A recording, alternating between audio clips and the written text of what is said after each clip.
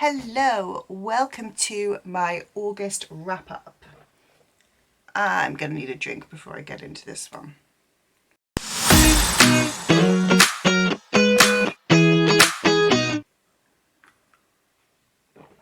So, August has been the month of Magical Readathon, and I adore Magical Readathon. It is my favourite readathon that happens, and normally I read a lot for it.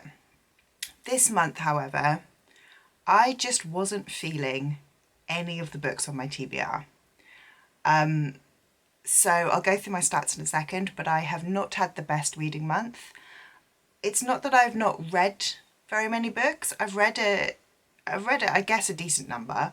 I've currently read 8 books, and there is at least one, probably 2 more that I am going to read before the end of the month. It is the 30th today, but I'm going to go through those ones in a second. One of them I have already counted in towards my stats, not my rating stats, but like my overall genres and stuff. The other one I haven't started, but it's a comic, so I'm going to get to it. But while it's an okay month in terms of the fact that I've read a decent amount of books, they've not been books I've loved. So I'm going to just go through, I'm going to scooch over to this side and I'm going to put my stats up here.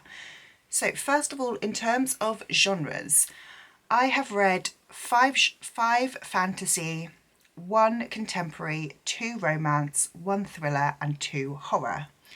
The 2 horror kind of surprised me because one I was told, so I'm working on a vlog which you should hopefully see in a couple of weeks' time, but it's reading the Goodreads fantasy winners over the last 12 years.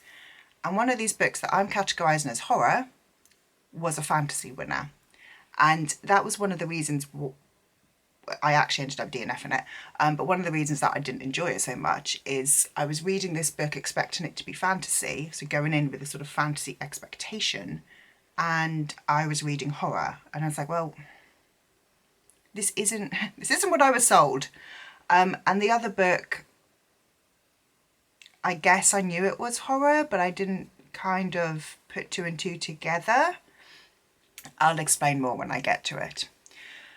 I'm not a horror reader, so that's why these ones kind of sort of surprised me a little bit.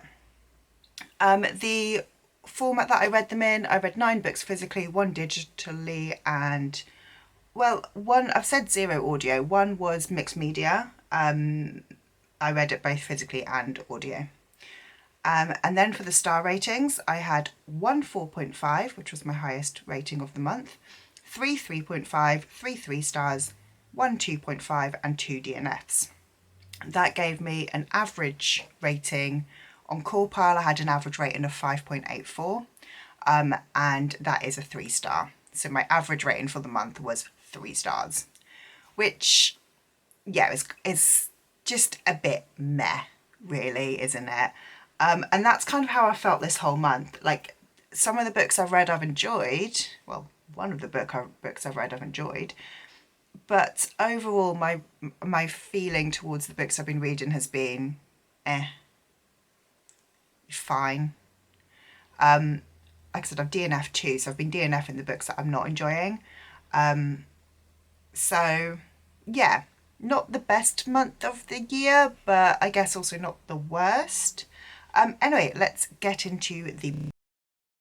So as usual, some of the books that I've read for work, so I'm not going to give you my ratings or any kind of critique on those ones because I'm being paid to read them.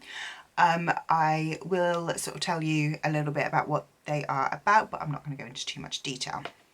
So let's start off. I'm just going to go through this stack. These are not in the order that I've read them. So I've got Lies Like Poison. Can't talk. I've got Lies Like Poison by Chelsea Pitcher. I gave this book 2.5 stars, and I do feel that was a fairly generous rating. I really did not enjoy this book. It is very short. It is less than 300 pages, which is the reason why I finished it. But I just... it didn't make any sense. There was zero logic in it. There was no logic in the way that the crime was set up. There was no logic in the way that the investigation was done. And there was no logic in the resolution. And I could forgive there being no logic in one of those aspects, maybe even two at a stretch.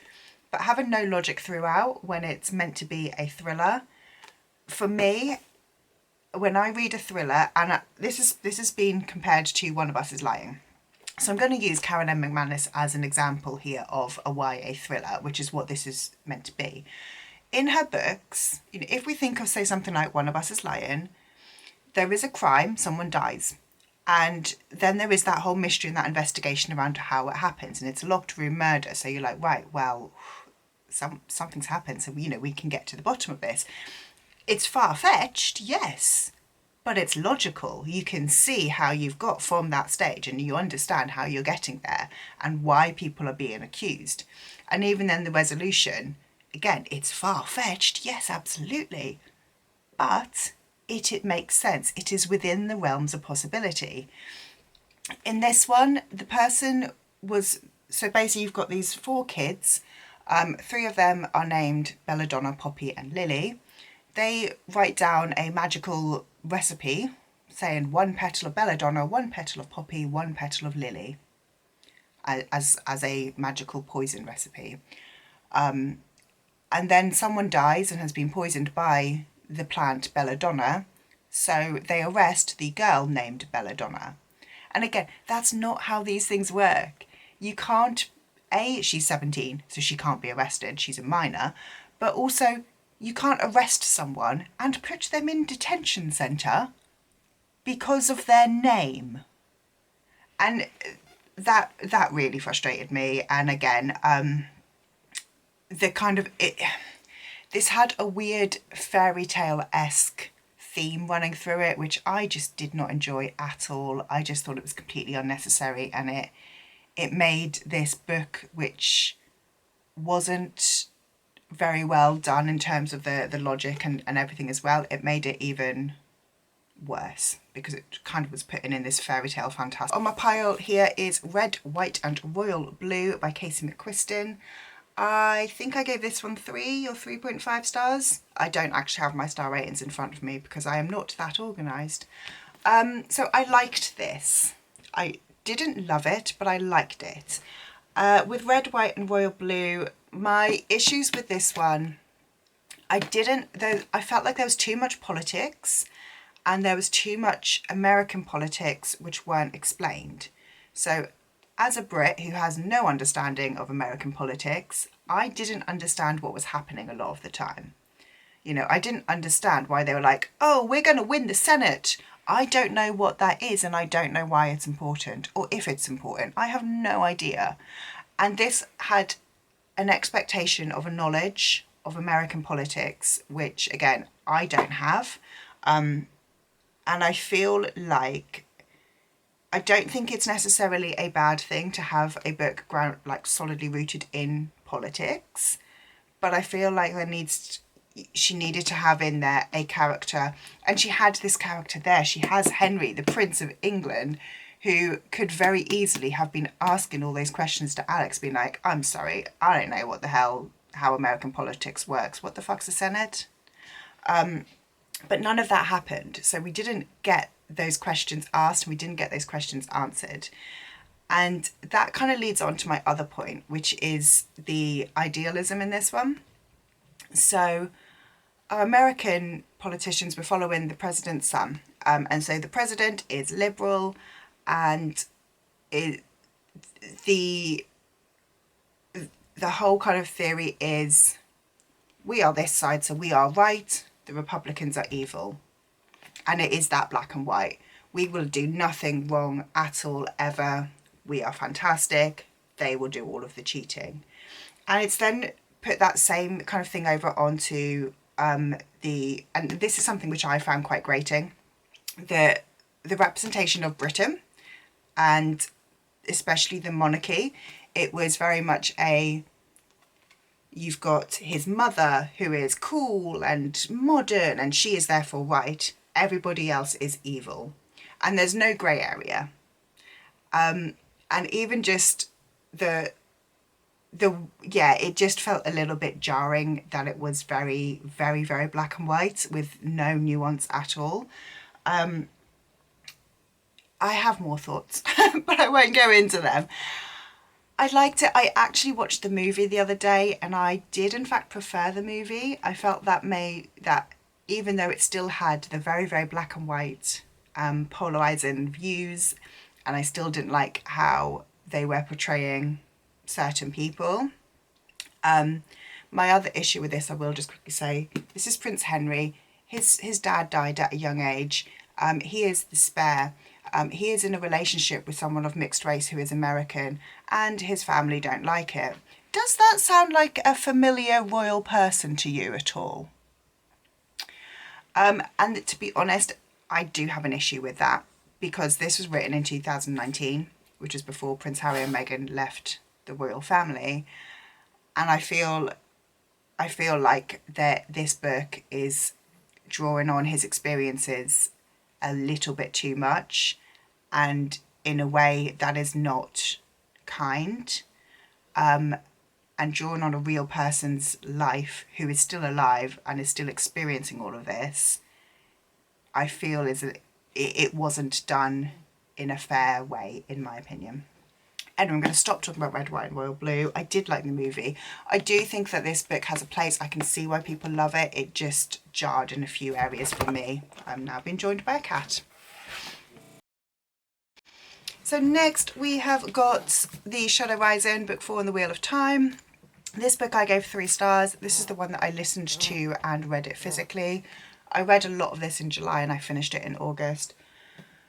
This book was long. It's over 1,000 pages. I honestly, I gave it 3 stars because it was fine. But by the time I got to the end, I had completely forgotten what had happened at the beginning.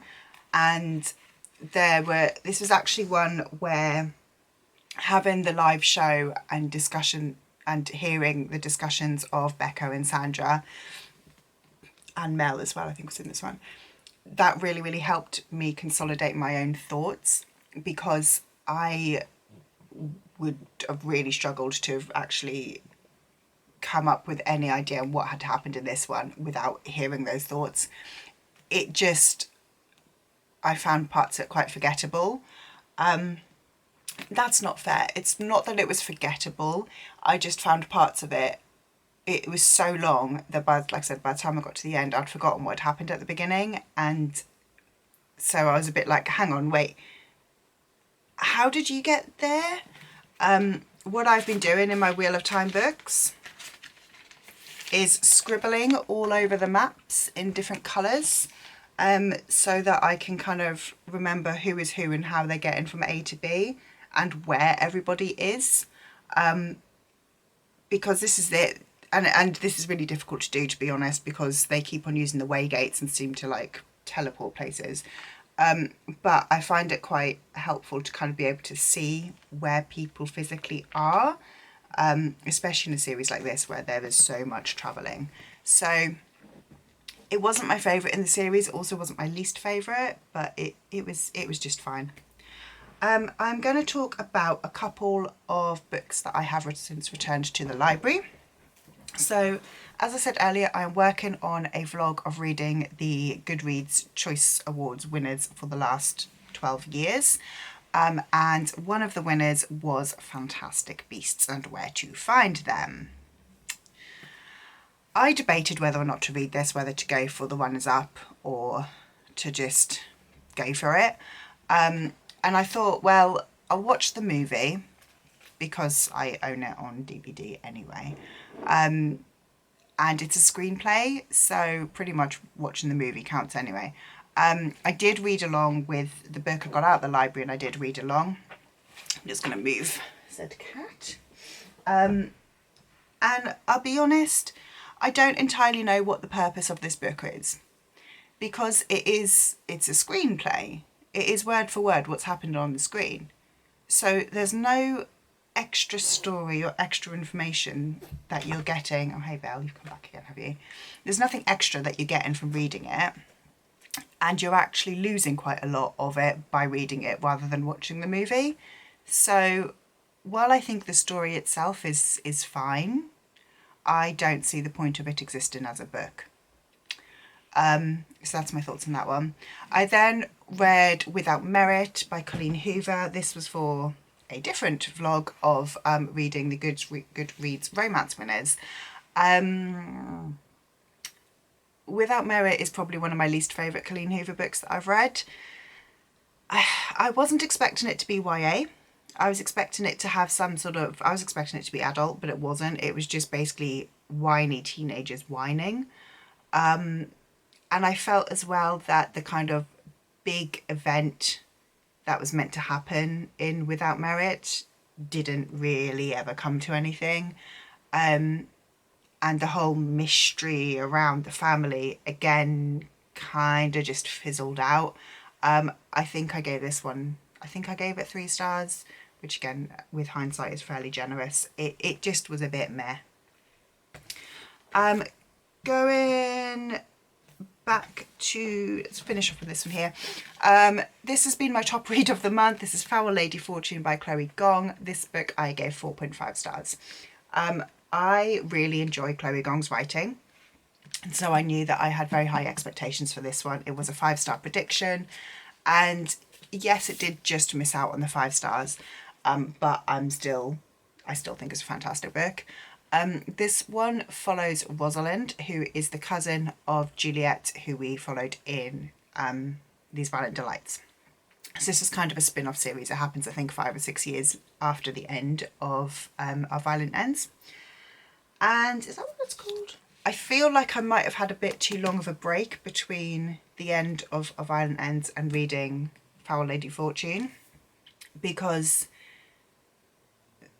this kind of supernatural fantasy element is surrounding Rosalind, and I hadn't realised that that had happened in Our Violent Ends. I actually don't even know if it did. I'll be totally honest, I still have no idea when this supernatural event thing happened, or whether it was like teased possibly in the previous duology and just kind of now come to a fruition in this one. But I liked following Rosalind. I liked seeing her character grow. I liked seeing that more kind of in-depth characterization. I thought the plot was really good. I really liked the very, very slow burn romance in here. Like literally nothing happens. You know, it's a forced marriage, you know, close proximity, but they you can see this romance blossoming, but there is no romance that actually happens on page, you know, that which I really liked the way that was done in this one. I don't like it when YAs go overly romantic, because I just find it's then gets a little bit kind of cringy, but I really liked how it's done, and I'm very excited to read the sequel, which I have now pre-ordered. Okay, let's go on to DNFs. So there's 2 books that I've DNF'd this month. The first one I'm going to pop up here is Trigger Warning by Neil Gaiman. This is the book that I read for the Goodreads Fantasy winners, but I think it is horror. It's a series of short stories, and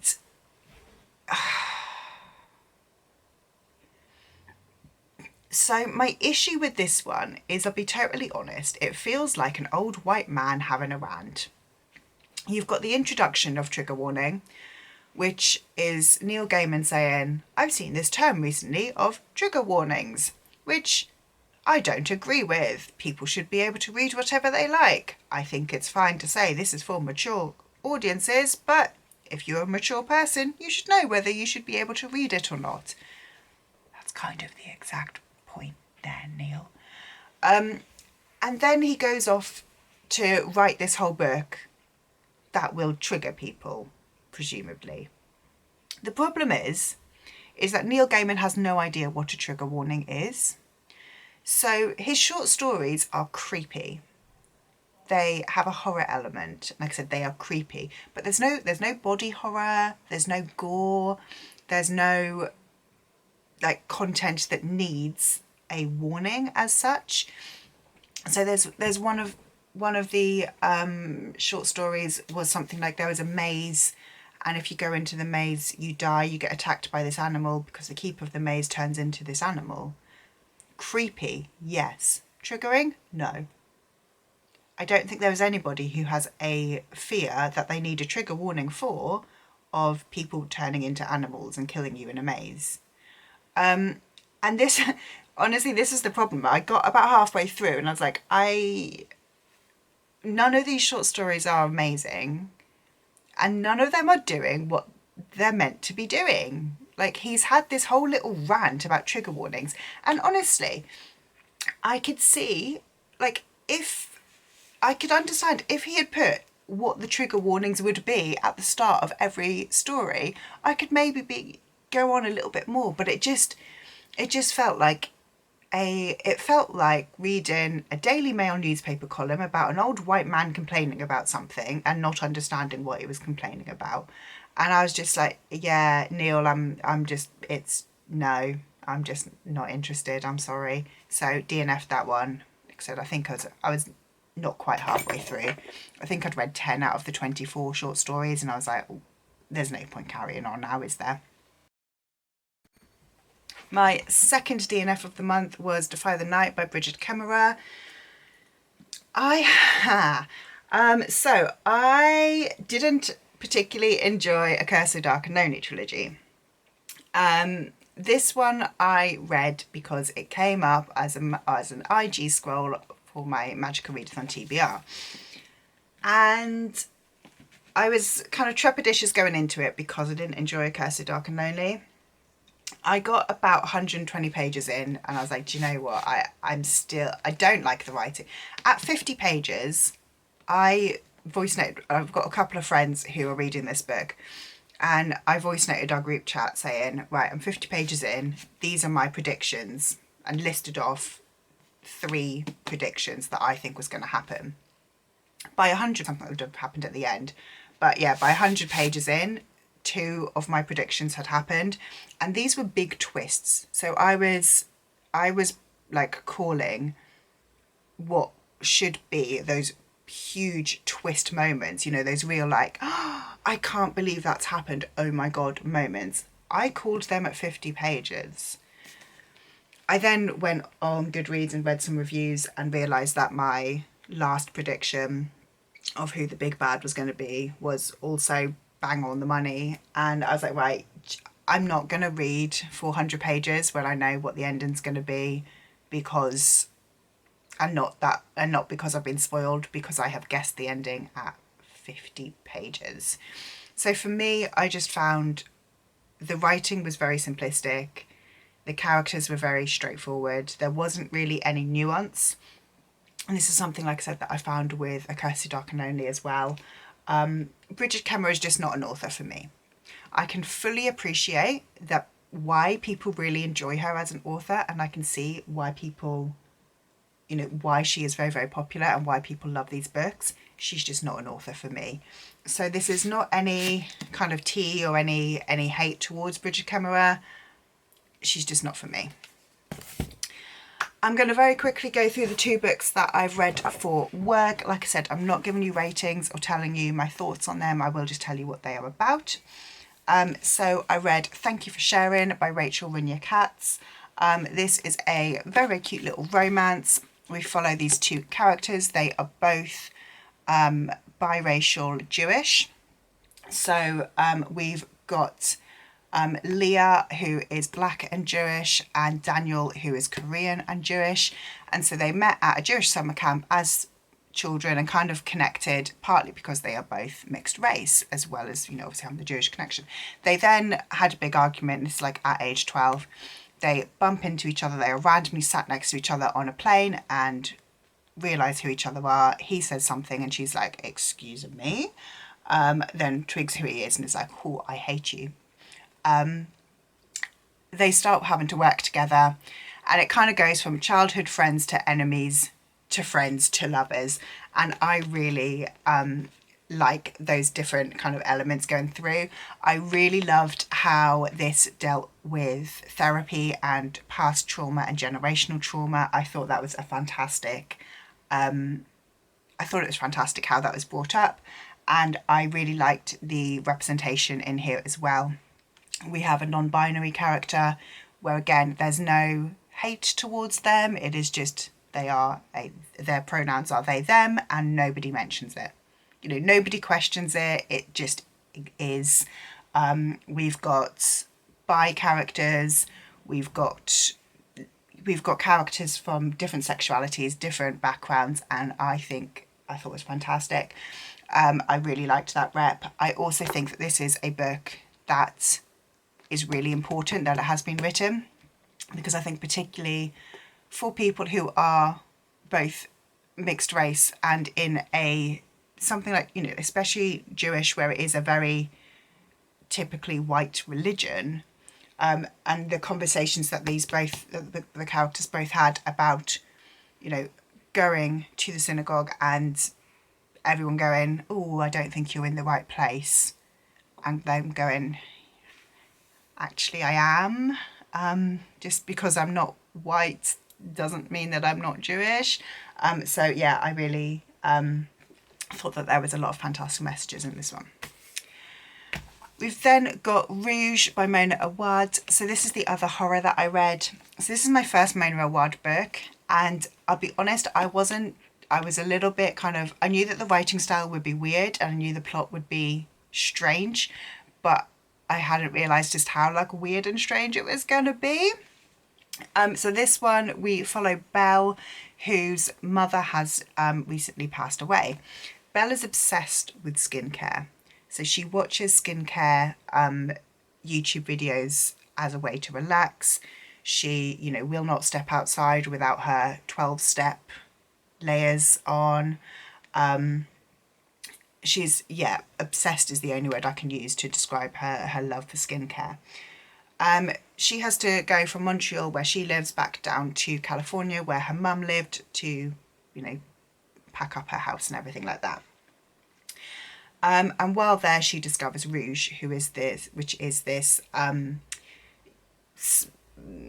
exclusive spa, I guess, on the hills, and she finds out that her mother went there. She starts going there, weird things happen, and that's all I'm going to say. This is one that I think if you like Mona Awad, you will love this.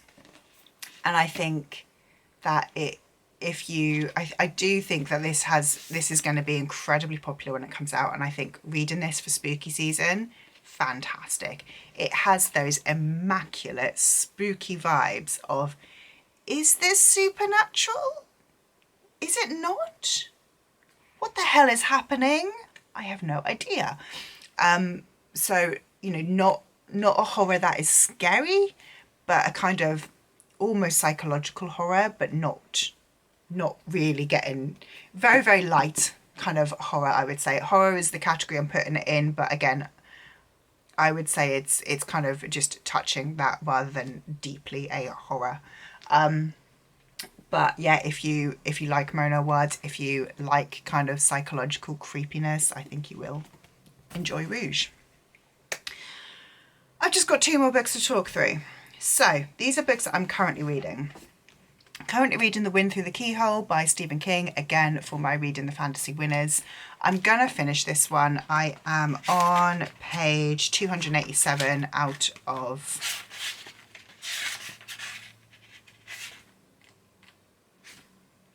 335. So I've got like 50 pages left on this one. I'm going to get this one finished either today or tomorrow. I am quite enjoying it so far. I wasn't at first, but this is a kind of spin-off standalone to the Dark Tower series that Stephen King has written. And this book is a story within a story within a story. So we start off following Roland and his Qatar, are they? I don't know what, basically his gang, his group of people. That part I didn't really get, because I'm assuming they are the group of people that we have met and we have come to know throughout the full novel. And I didn't know who they were and how they were together and how they worked together and anything. I got a bit confused in that part. They then are having to kind of buckle down and sit out this storm, this dark blast. And so Roland tells them a story of himself as a young man, which is the Skin Man. And in the middle of the Skin Man, Roland, as a young man, is telling a story, The Wind Through the Keyhole, to a child who he has met. So we've got a story within a story within a story. And I've actually really enjoyed the storytelling parts. We are now nearing the end of it. So obviously I'm going to get back to the kind of present day, I guess, which I'm hoping I'm going to enjoy that part a little bit more now I've kind of read the rest of it, but we will see. So yeah, I should have this one finished tonight. I don't know what rating. Honestly, I don't even know what rating it's sitting at currently. It's not a new favourite by any means, but it's probably around about a 3.5. It's probably between a 3 and a 4. It could go either way. And the final book that I'm currently reading is The Obelisk Gate by N.K. Jemisin. I am 108 pages into this one. I'm not going to get this one finished by tomorrow. It is like a 400 page book, I think. That's my final page before the appendixes. Yeah, 390 pages. I'm not going to read 300 pages today and tomorrow while I am working and packing and doing and driving to Devon and doing everything else that I'm doing. So this one is not going to get finished this month. This one was on my Magical Readathon TBR for the word Earth in the title. This is book 2 in the Broken Earth series, which means I need to switch this one out if I want to complete my Magical Readathon TBR. I do have a comic which I found on KU. I'll see if I can put it up here. I think it's called like Earthlings 2. I didn't want to read this because when I then kind of like opened it on my Kindle and started glancing through it, I think it's a Superman comic and I have no interest in that. But I am going to just power through it. This feels really stupid to do, but I am just going to power through it just so that I can say that I finished my Magical Readathon TBR. Even though, yeah, like I said, I'm not interested in that book. I am enjoying The Obelisk Gate. There's just no chance I'm going to get this one finished by tomorrow, by the end of the day tomorrow. Absolutely no chance in hell that that's going to happen. Yes, I could roll it. I am going to roll it into September, and I could, you know, just count my Magical Readathon as continuing into September and count this one, which I could do, but I also, that feels like I'm cheating. And again, yes, I know it's only a readathon, it doesn't actually mean anything, but yeah, I haven't done very well at Magical Readathon this year. But that is my wrap up for August. Not the best month in the world. Could have been worse, could have been a lot better. I feel like I've read a decent amount of books. I just haven't really enjoyed any of them that much. Let me know if you have read any of the books that I have mentioned. Let me know if you agree with my ratings. And especially if you've read any of the ones that I've DNF'd. Let me know if you agree that they needed to be DNF'd or whether I was missing a trick. I'm not going to go back to either of them, but I'm just curious. Anyway, if you have got this far, please leave me a little globe for the Earth in the title prompt that I'm struggling with. Leave me a little globe in the comments. Like this video if you liked it, subscribe if you'd like to, and I will see you in the next one. Bye.